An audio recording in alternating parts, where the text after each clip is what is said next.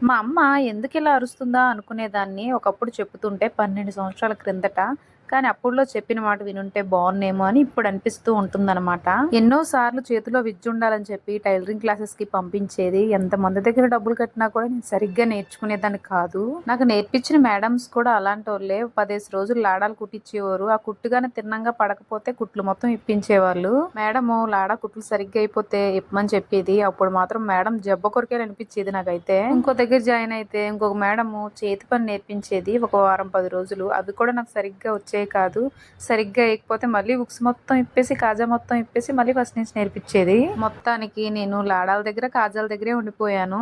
అప్పుడు కరెక్ట్‌గా డబ్బులిచ్చే సమయం అయితే వచ్చేసేది. నెల అయ్యేటప్పటికి అమౌంట్ తీసేసుకునేవాళ్ళు. మళ్ళీ మొదటికే వచ్చేది పరిస్థితి. ఇంతకీ కుట్టడం రాలేనప్పుడు కటింగ్ ఏం చేసుకుంటాం చెప్పండి. అందుకే ఈ టైలరింగ్ కూడా నాకు అబ్బేలా లేదని చెప్పి మిషన్ పక్కన పెట్టాను.